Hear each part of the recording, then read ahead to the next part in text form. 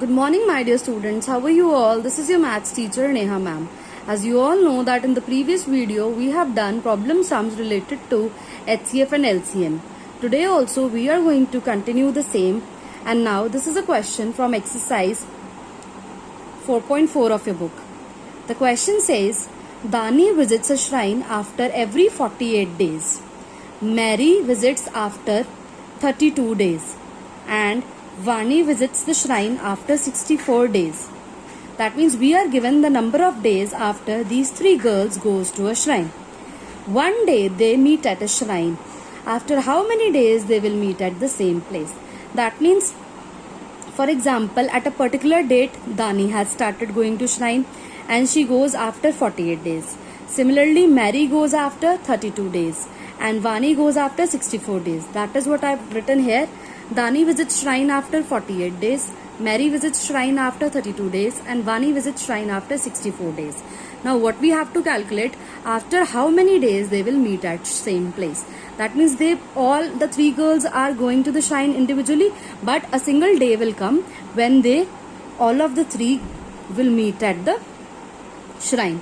So in such type of questions, students, you always have to find the LCM of the given numbers. So here what we are going to do, we are going to find the LCM of 48, 32 and 64. Now 48, 32 and 64 will be written like this, and we will find the LCM of these three numbers. 2 is the smallest prime number which divides this. 24, 16, 32. 2, 12, 8, 16. 2, 6, 4, 8. 2, 3, 2, 4.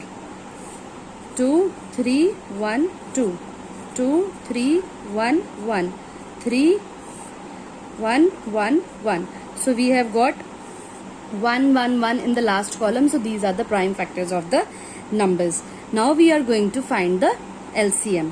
So LCM will be 2 into 2 into 2 into 2 into 2 into 2 into 3. That means 8 into 8, 64. 64 into 3 is 192. So in such kind of cases where you have to find the meeting of two or more different things at a single time or place, you will always going to find out the LCM of the given numbers. So here LCM is 192.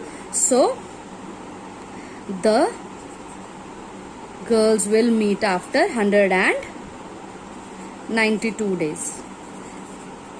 So I hope, children, you are clear how we have to solve such kind of statement problems. The question is same and easy, that the same method of LCM is to be used, but you have to keep in mind that how we have to solve such kind of statement problems. Now next we are moving on to another problem from the same exercise 4.4. The question says, there are two containers containing 24 liters and 60 liters of paint. The paint is to be filled into cans. That means we are having two big containers of 24 liters and 60 liters, right?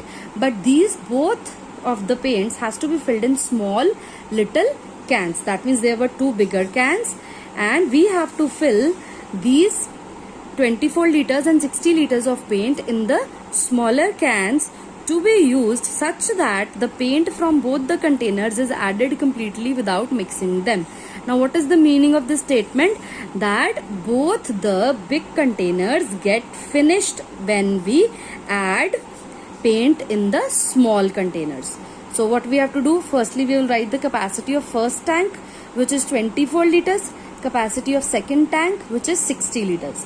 Now the main thing which is to be focused in such type of statement problems is that what are they asking? As they are asking the maximum capacity of the can.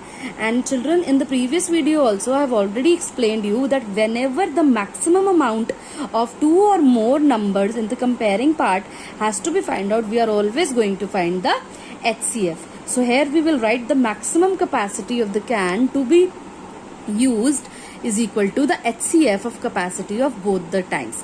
That means whenever you have to find the maximum capacity, maximum means highest, so we will find the highest common factor of the given numbers.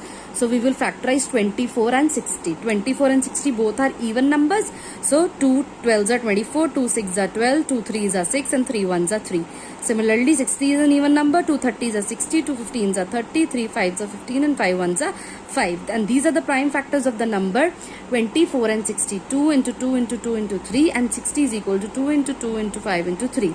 Now we have to find the LCM. So the common factors will be 2, 2 and 3. So the LCM will be 2 into 2 into 3, that is 12.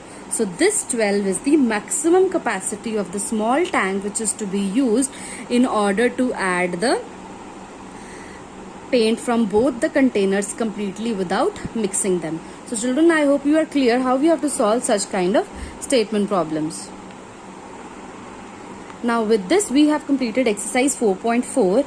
Now we are moving on to an extra method which is being mentioned in your book, that is successive division method. Before moving on to the method, let's focus on the meaning of this method. Successive division. That means we are going to do division in this method. It's very much clear. And successive means one after the other. Successive means one after other. That means one division will be done and after that another division will be done. And this is a method in order to find the HCF. In this case, how can we find the HCF? HCF will be the last divisor of the number. That means the last number which will divide the given numbers will give me the value of HCF. Now I will make it more clear to you by solving an example. Here it is. 16, 88 and 324. Now for example, I am given in the question 3 numbers and I have been asked to find the LCM of these 3 numbers. So what I will do, I will start from the first 2 numbers and start dividing them because I have to follow division in this method. So 88 will be divided by 16. As I know 16 5s are 80. So 80 will be written and 8 will be the remainder. Now children, the step which is to be focused here is that successive division. That means again division is to be done by taking this remainder of the term as a new number by which is to be divided. So this is the divisor. Again this divisor 8 will divide this number 16. And I am having 8 2s are 16, 0. So what is the last divisor? I have already told you that remainder in the first division will become the last divisor. So 8 is the last divisor which is giving the answer remainder 0. Right? So now I am going to repeat the same step which will make the method of successive division more clear to you. Now what we have to do? I have to move on to the third number. 16 and 88 I have already done. I have just divided 88 by 16 and got the 8 as last divisor. Now next, this last divisor will be taken as the divisor of the number 320. 8 4s are 32. So 32 will be written here and 4 will be the remainder. Now this 4 I have already told you that will be divided by the number 8. As in the previous case, this 8 was divided by the number 16, the previous divisor. So here 4 will also be divided by the number 8, that is the last or the previous divisor. So 4 2s are 8 and remainder will be 0. Now as soon as you get the remainder 0, that means you have got the last divisor for the 2 numbers. So the last divisor for these 2 numbers will be 4. So the HCF of these numbers will be 4.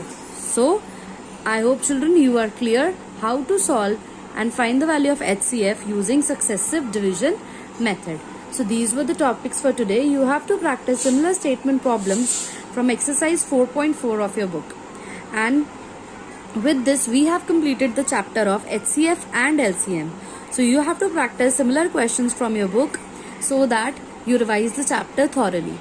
Now students, I'll meet up you in the next video. Till then, stay home, stay safe. Thank you.